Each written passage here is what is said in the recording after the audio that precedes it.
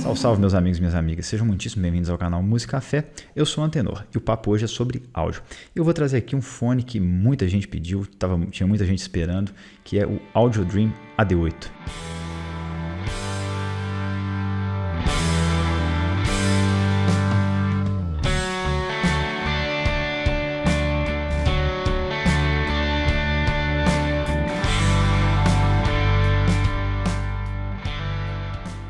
Antes de mais nada, eu tenho que agradecer ao René da Audio Dream, que gentilmente me mandou o AD8 somente para review, é uma unidade demo, e ele não pediu nem para falar mal nem bem, somente para dar minhas opiniões sinceras sobre o fone e não disse nada que pudesse tendenciar esse review. Muito obrigado, René. Então vamos falar sobre a marca. A Audio Dream é uma empresa brasileiríssima e, engraçado, surpreendentemente, eu fiz uma enquete no meu Instagram em que eu perguntava ao pessoal qual que era a nacionalidade qual a nacionalidade que eles achavam que eram os fones Audio Dream. E em primeiro lugar ficou o Brasil, claro que muita gente que me segue lá já conhece a marca, né? Mas um número surpreendente de pessoas falou que era da China, e depois Estados Unidos, depois Alemanha. E eu fiquei surpreso, que eu falei, poxa, velho, tem gente que acha que essa marca é chinesa e tal, né? Então vocês veem o tamanho do mercado de fones chineses, né? O tanto que eles estão espalhados no mercado, pulverizados de tudo quanto é jeito. Mas a Audio Dream, então, é uma empresa brasileiríssima aqui de São Paulo, e ela foi fundada pelo René e pelo Matheus, que já estão no hobby já faz bastante tempo. O René, acho que com mais intensidade, ele é um cara que está sempre participando aí nos fóruns e tal. E o Matheus, ele é fonoaudiólogo também, né? Calhou dele ser fonoaudiólogo e também já trabalhou, me parece, com outras companhias que fabricavam fones customizados aqui no Brasil. E a Audio Dream, ela tem um foco bem voltado para o mercado profissional, né? Eles atendem, inclusive, diversos artistas no Brasil para aqueles fones de monitor de palco customizados, feitos sob medida para cada artista. Então, é uma marca aí que é bastante procurada para referência, e a proposta inicial deles foi essa. Hoje eles têm uma linha profissional, que é voltado assim para retorno de palco e tal. Tem essa linha de referência, que o AD8 está incluso, e eles têm a linha high-end, que são os fones mais caros, né? Muita gente já deve ter visto lá no Léo, review do Somnium Est, o Diaboli e por aí vai. Então eles têm essas três linhas lá, e ela nasceu mesmo com esse propósito de fones de referência, e com o tempo foi se diversificando e se adaptando ao mercado. E para quem quiser saber mais detalhes, quiser conhecer a marca diretamente e os donos, eu vou deixar um link aqui embaixo para um vídeo lá do canal da Audio Dream, e quem quiser dá um confere lá, que eles falando é muito melhor do que eu. Vamos dar então uma visão geral sobre o AD8. Ele é um fone que custa ali entre R$ 5.900 e R$ 7.700, dependendo da maneira que você quiser o fone. Então tudo depende se vai ser universal, se vai ser custom, e os materiais ali do acabamento. Ele tem um acabamento mais simples ali, que é a resina e tal, só com um detalhe, e ele tem o acabamento mais sofisticado, que é em madeira estabilizada, que é inclusive o que eu estou aqui, que é lindíssimo.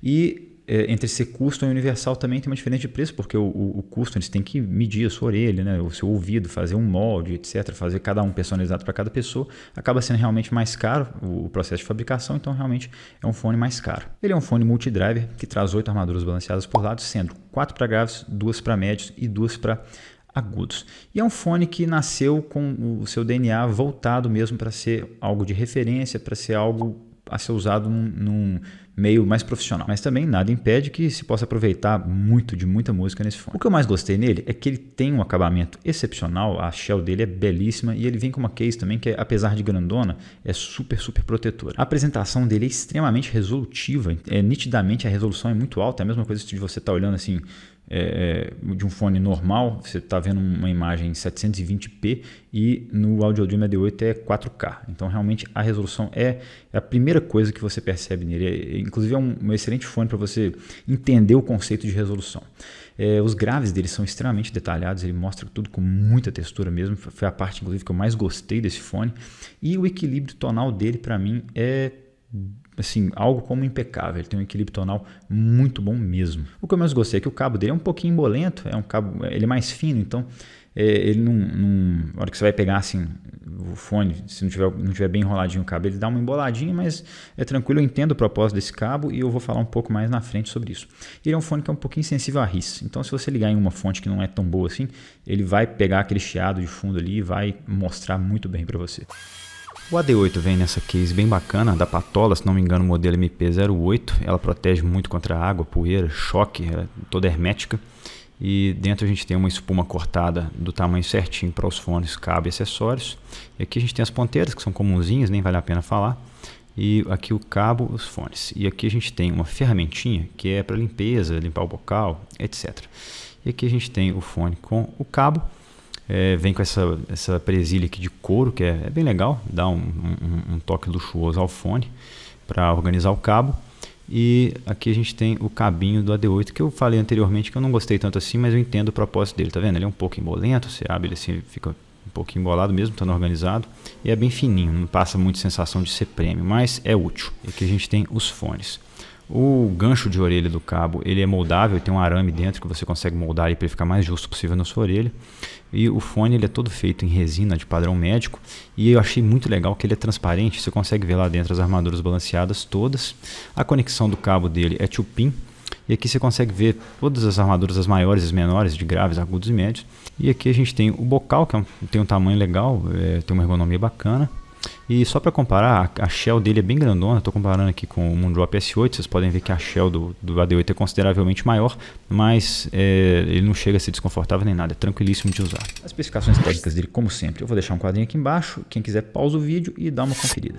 A ergonomia dele, da versão universal, claro que é a que eu estava aqui, de cara eu achei estranho porque é um fone que tem uma shell bem grande.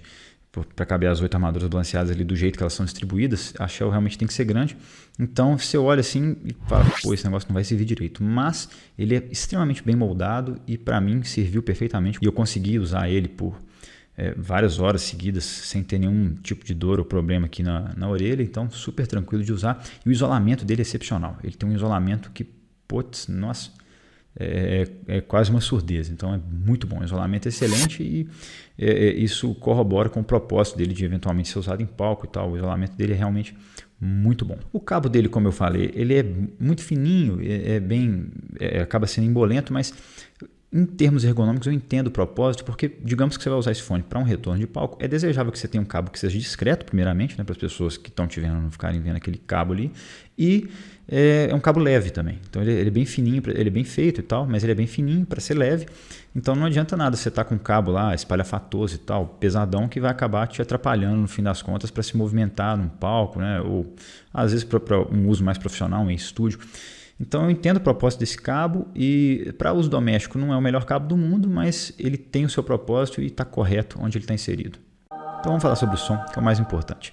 E as minhas primeiras impressões do AD8 foram bastante surpreendentes, porque eu já tinha lido muita coisa, escutado muita coisa sobre o AD8, né? já faz tempo, então tem amigos inclusive que têm o AD8 e assim, a impressão que eu tinha é que poderia ser um fone com uma sonoridade um pouco mais dura, né, com talvez um pouco mais de médio agudos ali para frente e tal, sem graves, muito magro, dados os relatos que eu tinha ouvido até então.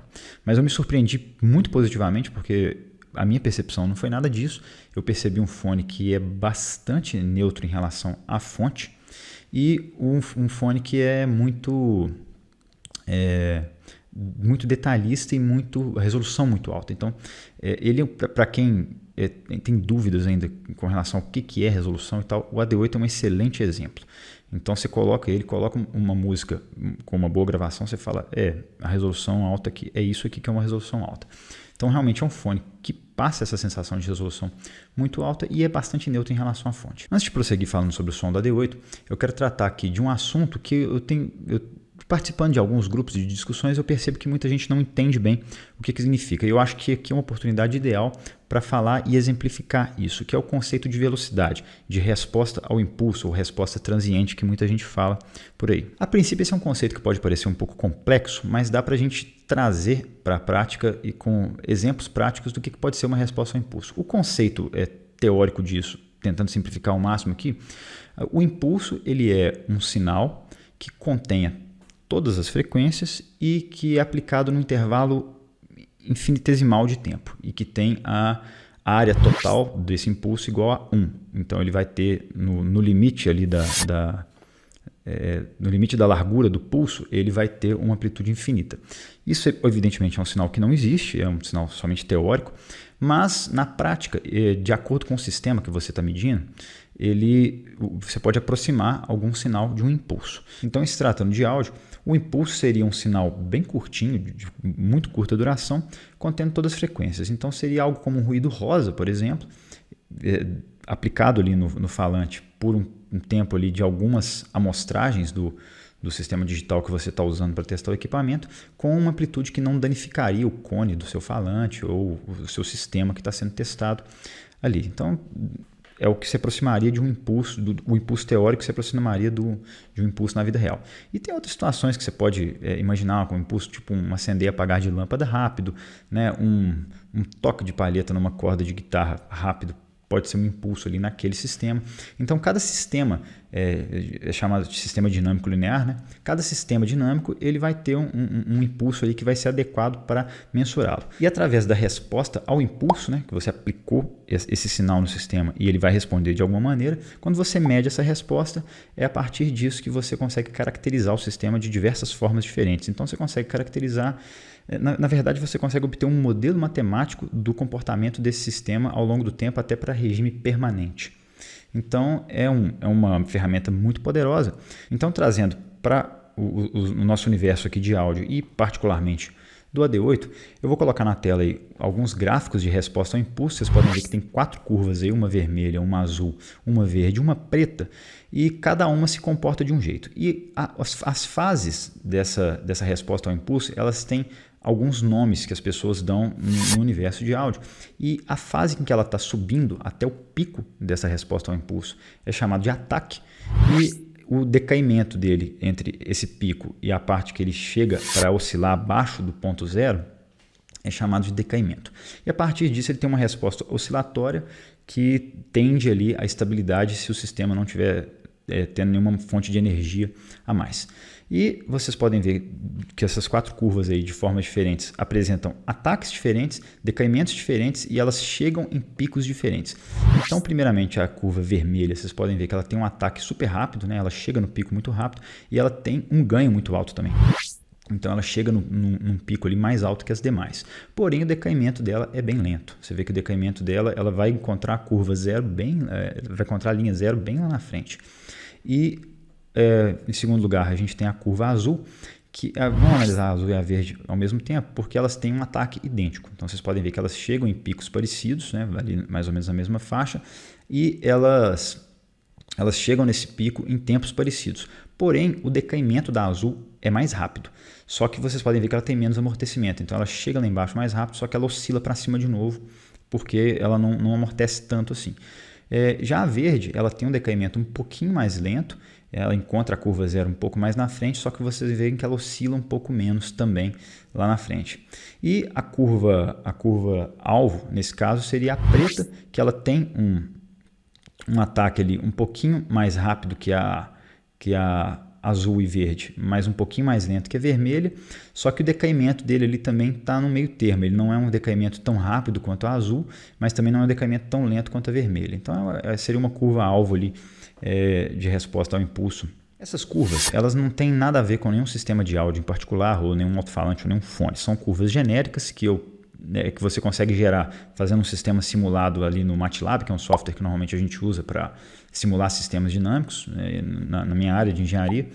E essas respostas são só para exemplificar mesmo o que é o ataque e o que é o decaimento. E a resposta posterior oscilatória que tem ali a maior parte dos sistemas.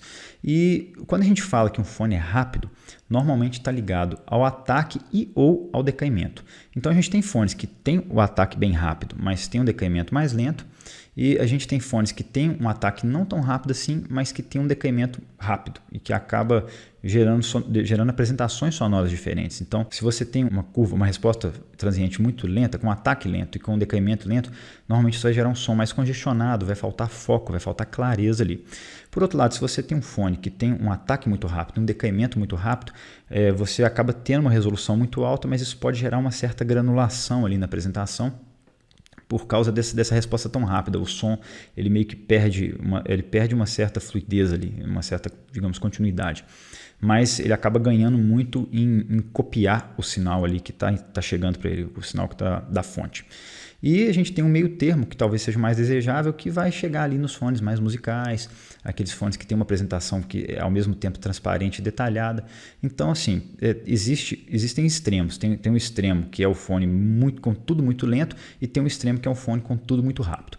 O AD8 ele é um fone que é bastante rápido, ele não está num extremo de velocidade, mas ele é bem rápido, então ele tem um ataque bem rápido e ele tem um decaimento também bastante rápido, e isso faz com que ele tenha uma resolução muito alta, mostre bastante detalhe e eventualmente também gere essa granulação que eu já mencionei. Bom, dito isso então, vamos partir para as qualidades técnicas do AD8, que são muitas, e definindo ele em uma palavra, ele é um fone que é objetivo. O palco do AD8 se mostrou bem grande para um intra-auricular, ele expande sempre para fora da cabeça e se mostrou bastante esférico também. Isso é bem interessante, ele tem a relação de altura, largura e profundidade bem esféricas, e tem uma separação de instrumentos muito grande, e ele tem também uma distribuição de instrumentos bem panorâmica, só que ele não distribui tão bem em profundidade, ele distribui como se fosse um arco, sabe? Como se tivesse um palco esférico e os instrumentos fossem distribuídos num arco aqui ao longo desse palco. É uma apresentação que é bem interessante, é bem legal, e eu acho que ela atende bem aos objetivos desse fone. A sua apresentação é bem transparente, bem rica em detalhes e com uma resolução que é nitidamente muito alta, e acaba sendo também mais seca em função disso. E, eventualmente, essa grande resolução, essa grande apresentação de detalhes, ela acaba castigando um pouco algumas gravações que não são tão cuidadosas assim. Então, você pega, por exemplo, uma Chardas do Edgar Morin com o Pierre-Yves Rodic, que é um piano ali, um violoncelo, só que tem muito som ambiente que acaba com o AD8 sobressaindo. Então, você escuta muito barulho de respiração, né? Barulho de, às vezes, boca mexendo, sons ambientes realmente. E eu não sei se isso é de propósito, se não foi uma gravação tão cuidadosa assim, mas com o AD8 isso fica muito evidente e acaba ofuscando às vezes, e não fica um negócio tão prazeroso assim de escutar como é com outros fones menos detalhistas. Que é uma música boa, é uma gravação legal, mas com o AD8 ele acaba sobressaindo esses detalhes, e aí chega naquele negócio, né? Se o cara que produziu essa música talvez estivesse usando um fone como o AD8, isso talvez não acontecesse. O equilíbrio tonal do AD8 para mim soou excelente e é uma interpretação muito boa de neutralidade. E assim, a sensação que eu tive nele foi o que adicionaram no AD8, o que eu senti falta no Etmotic R4XR, que eu até já avaliei aqui no canal. Então, no Etmotic eu sentia um pouco de falta de algum corpo ali nos médios, um corpo um pouco mais realista. Eu senti falta de extensão na apresentação de graves, e eu senti falta também também a textura de graves dele não é assim superior igual ao do AD8, e também a extensão de agudos. Então, o AD8 foi para mim como se fosse uma correção do que eu senti falta nesse Etmotic. Então é uma excelente visão, e ele é um fone que para mim é muito neutro em relação ao sinal ali, à mídia, né? Porque eu tenho mais ou menos duas interpretações de neutralidade. Uma seria um fone que soa como aquilo estivesse soando ali na realidade, né? Às vezes mostrando as coisas de uma maneira um pouco mais sedosa, talvez mostrando um instrumento com aquele jeitão que você ouviria numa sala de concerto, por exemplo. E existe o fone que para mim é neutro em relação à fonte, ali, ao sinal elétrico mesmo que ele está recebendo. Eu acho que o AD8 está nessa família. Ele me parece que copia muito bem o que ele recebe de sinal elétrico, então ele é um fone que tem essa pegada bastante neutra, e eu não consegui perceber nenhum pico ali ou vale que prejudicasse ou colorisse o som. A percepção de graves do AD8 para mim foi muito interessante, que é como se fosse uma linha reta, né?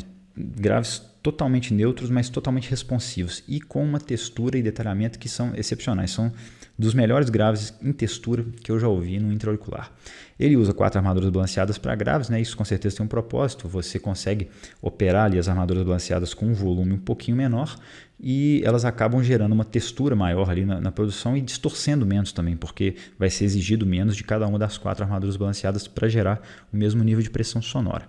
Então aqui os graves são muito bem trabalhados, tem uma textura impressionante, e quando são chamados eles realmente respondem. Quando tem uma música que realmente tem subgraves, que tem graves ali, eles estão sempre respondendo numa apresentação que é mais seca, porém bastante texturizada. Então você consegue escutar muito bem a textura de uma corda de baixo, por exemplo. Você consegue escutar muito bem uma textura até de um som mais gerado eletronicamente, que seja mais texturizado. Ele mostra muito bem para você. E um excelente exemplo disso é a música Flight of the Cosmic Hippo, do Bela Fleck com os Fleckstones, que tem ali um baixão pesadão, bem tocado. Eu acho que é uma coisa que que é para simular mesmo ali um andar de um hipopótamo, aquela coisa, aquele som pesadão e tal.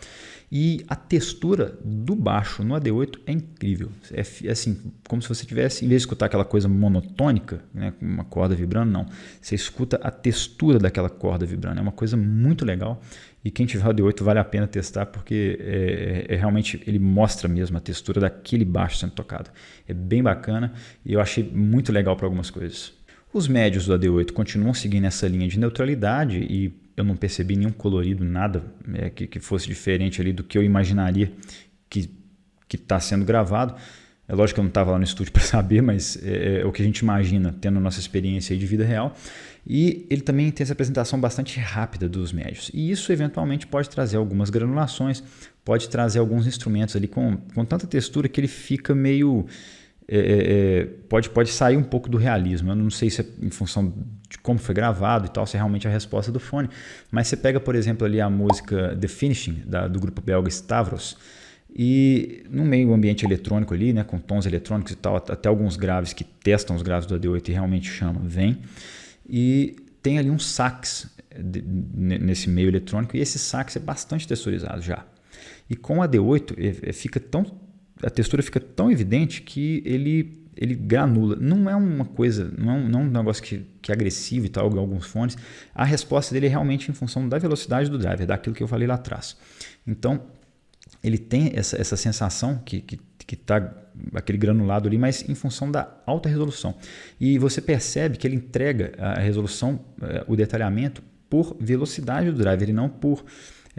uma resposta ali aumentada em médio agudos ou em agudos que muitos fones fazem e acabam deixando essa textura áspera. A textura que não é áspera, ela é tão texturizada que dá aquela sensação de granulação que eventualmente aparece com fones implementados com armadura balanceada principalmente. E aí, seguindo essa linha de neutralidade que eu percebi no AD8, ele também mostra vozes com corpo que é absolutamente correto e que não tem assim nenhuma sensação de colorido, e vozes normalmente evidenciam mais o colorido que alguns fones trazem. Mas, igual eu falei lá atrás nos médios, ele pode trazer alguma sensação de granulação ali com algumas gravações, diferente de alguns fones que tem essa apresentação que eu falei mais sedosa. E um bom exemplo disso é a música A Promise to Keep, da Brandi Carlile, que tem um momento da música ali que entram duas vozes, uma masculina e uma feminina, e quando entra essa confluência das vozes, o AD8 traz uma granulação que, eventualmente, essa música já tem um pouquinho de granulação em alguns fones, mas com o AD8 ele traz realmente essa sensação mais crua assim, de granulação na voz. E, claro, não é com toda a gravação que isso acontece, mas muitas vezes isso aumenta, né, essa percepção, isso fica mais perceptível com o AD8. Por outro lado, toda essa textura que o AD8 traz, muitas músicas vêm de uma forma muito bonita, aquela textura de voz bem bonita. E um bom exemplo disso é a música My Favorite Things, da Yeon Su-na, que além dos detalhes percussivos ali que são muito legais nessa música, que o AD8 mostra muito bem, a voz dela vem com uma textura excelente, muito, muito próxima assim, e bastante realista. Então, assim, são dois lados, né? Ele realmente castiga algumas gravações e, por outro lado, traz algumas gravações de uma maneira muito bonita. Finalmente, os agudos do AD8, eu achei que eles estão ali numa medida muito certa.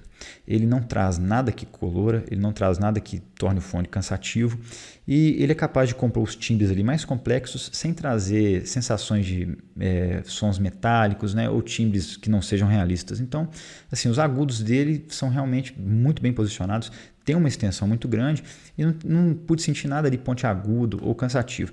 Mas é importante lembrar que a escolha de ponteiras, no caso do fone universal, o fone custom, você não vai ter esse problema. Mas o universal, a escolha de ponteiras é muito importante, porque normalmente muitas ponteiras atuam muito nessa região médio aguda e aguda. Então, se você coloca, por exemplo, uma spin fit no AD8, pode ser que ele aumente essa atividade por causa de algumas ressonâncias em função da ponteira, e isso acabe tornando o fone mais áspero e talvez cansativo. Mas com o que eu usei aqui, que foram as Chelastec da Asla, ficou ideal, achei agudos muito bem posicionados e muito bem apresentados. Vamos agora para umas comparações. Eu pude comparar lado a lado o AD8 com o Unique Melody Mast MK1, que, assim, convertendo em dólar, estão numa faixa de preço parecida, apesar da configuração um pouco diferente. Eu comparei também com o Moondrop S8, que, apesar de estar em patamares de preços diferentes, eles têm configurações parecidas, então acho legal trazer uma comparação assim, que é um fone também mais popular, que mais pessoas têm acesso a testar. Então, comparando ele primeiro com o Mast MK1, os dois têm um isolamento muito bom e também um fit bem legal. Os dois universais ficaram ótimos para mim, serviram para usar por muito tempo sem canseira. Os dois têm um bom palco e sempre tocam fora da cabeça com uma boa sensação de profundidade e largura. O AD8 ele passa maior percepção de separação de instrumentos em largura, porém em profundidade eu achei que o Mesh ganha. O posicionamento de ambos é excepcional e os dois têm uma resolução muito boa, porém a resolução de graves e a textura de graves do AD8 é excepcional, é superior à do Mesh, porém o Mesh ele mostra uma resolução maior ali na região médio-aguda e aguda. Os dois têm excelentes apresentações de graves, cada um a seu modo, mas eu acho que o AD8 ele traz mais textura na região grave de um modo geral, só que o Mesh ele tem uma pegada ali mais de subgraves, então ele tem um levantamento ali nos subgraves, tem um pouco menos de textura, mas tem mais presença e preenchimento ali nos subgraves com um pouco mais de impacto que o AD8. Os médios do Mesh trazem uma sensação de presença um pouco maior, mas ambos têm corpos bem parecidos, talvez o AD8 com um pouquinho mais, mas por pouquíssima margem. O AD8 ele posiciona as vozes um pouco mais recuadas que o Mesh, que traz elas um pouquinho para frente, colocando em destaque, com um pouco mais de presença também, mas o corpo do que os dois mostram é bem parecido. O Mesh ele tem mais agudos em quantidade e resolução também do que o AD8, que tem os agudos ali numa posição mais de neutralidade. Agora eu vou comparar o AD8 com o Moondrop S8, graças ao meu amigo Fred, que mandou para avaliação, e os dois trazem 8 armaduras balanceadas na sua configuração, porém são um pouquinho diferentes, que o AD8 coloca 4 para os graves e 2 para as demais, e o S8 coloca 4 para médios e 2 para as demais frequências. O AD8 ele é um pouco mais sensível do que o S8, então ele toca com um pouquinho menos de volume. A construção dos dois é bem boa, os dois são feitos em resina e tal, só que a concha do AD8 ele é consideravelmente maior, né? As armaduras balanceadas são mais afastadas ali do bocal, mas os dois são super confortáveis, eu usei tranquilamente assim. A case do AD8 ela é mais brutona, protege mais também, só que é maior, e a do S8 é menorzinha e dá para carregar com mais facilidade por aí. O palco do AD8 é nitidamente maior em todos os sentidos do que o do S8, e os dois têm um posicionamento de instrumentos que é muito bom, com uma certa vantagem para o AD8 em separação e principalmente apresentação de detalhes, que do AD8 é superior ao do S8. Em relação ao AD8, o S8 tem uma apresentação mais quente e o AD8 está numa posição que eu acho de mais neutralidade, com talvez um pezinho na frieza em apresentação. O S8 ele tem maior quantidade de graves que o AD8 no geral, com mais impacto também, só que o AD8 é mais neutro e tem uma apresentação muito mais texturizada do que o S8. Os médios do S8 são um pouco mais cheios do que os do AD8 e trazem com isso uma sensação maior de corpo. O S8 apresenta um crunch de guitarra mais evidente e acaba estando num campo um pouco mais divertido do que o AD8, que é mais objetivo. O S8 ele apresenta vozes de maneira mais frontal, com uma presença mais forte e talvez de uma maneira um pouco mais orgânica, um pouquinho mais fluida do que o AD8, que apresenta com bem mais textura. O AD8 ele tem maior extensão de agudos, com certeza, mas o S8 ele traz uma atividade maior ali no início dos agudos e no médio agudo, que pode trazer um pouquinho mais de claridade, uma sensação maior de claridade em algumas músicas, porém eu acho que colore às vezes, e já o AD8 ele traz essa região mais neutra, na minha opinião. Vamos então para a conclusão finalmente, gente, desse vídeo que está ficando imenso. Eu me surpreendi muito positivamente com o AD8, porque eu a princípio achei que ele se daria mal com a maior parte das coisas, que seria um fone extremamente seletivo, mas eu não achei. A maior parte das coisas que eu já escuto, eu escutei nele e gostei bastante. E eu acho que ele é um fone que é uma ótima interpretação de neutralidade. Ele é um fone que para mim soou como referência. Então é algo que assim, você quer mexer com algum áudio, você quer ajustar alguma coisa, ele é um fone excelente para referência. Ou então, até para relativizar, né? Você coloca o AD8 como referência e testa um outro fone para ver em qual ponto ali que a resposta em frequência deles se difere. Então, é uma ótima interpretação disso. E assim, ele me surpreendeu muito positivamente porque muita coisa soou muito bem nele. Apesar de uma ou outra gravação que eu citei, ficou um pouco estranho, não é uma coisa assim péssima, mas ficou um pouco estranho, mais em função da gravação do que do fone. Então, ele castiga algumas coisas, mas não é tanta coisa assim. E eu acho que para o propósito dele, ele é um fone excepcional. Então, se eu fosse um cara que produzisse áudio,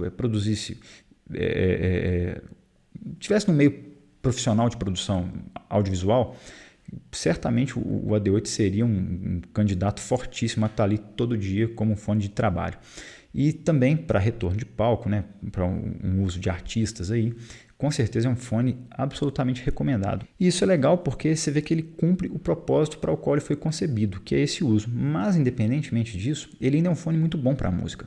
Ele é capaz de mostrar gravações com uma tonalidade muito correta e isso fica bom também. Essa textura que ele traz de graves é muito boa, muita coisa fica super gostosa de escutar. Então, assim, eu não consegui isolar gêneros que ficaram melhores neles, mas assim, tudo de vários gêneros que eu escutei, teve coisa que soou muito bem, teve coisa que ficou mais ou menos, né, por causa disso que eu já falei, mas muita coisa ficou muito bom, então ele é um fone que entrega bastante neutralidade, então acaba sendo um all-rounder para ouvir música. E assim, cara, de novo, para um profissional, um produtor, alguma coisa assim, cara, é um fone que é absolutamente recomendável. E em robistas, eu acho que é um fone muito interessante, até para ter essa percepção de resolução, essa percepção de velocidade, de textura de graves, a percepção de neutralidade, que é uma apresentação muito legal que ele tem, que eu julguei também muito neutra. Então, assim, é um fone que foi muito surpreendente, totalmente excepcional, e ele sim, bate de frente com fones aí de classe mundial, sem dúvida. Então, e assim, muita gente acha caro, né? Ele está na casa de R$6.000. Mas se você for pensar lá fora, um fone de $1.000, né? Igual o Mestre que eu citei anteriormente, é um fone que hoje custa $1.000. Então, assim, compete nesse nível tranquilamente e até uma coisa, dá até um certo orgulho, né? De uma marca brasileira, uma empresa pequena, produzir coisas nesse nível. É muito legal, dá um certo orgulho, sim. Então, eu fiquei realmente surpreso, gostei pra caramba desse fone. E assim, quem puder, cara, né, testar, quem puder eventualmente comprar, é um fone que realmente é muito, muito bom. Tá legal, pessoal? Essa foi a minha visão sobre o Audio Dream AD8. Quem curtiu, dá o like. Quem não curtiu, dá o dislike, mas me fala por quê para melhorar da próxima vez. E quem está curtindo o conteúdo, se inscreve no canal. Um abração, até a próxima. Valeu!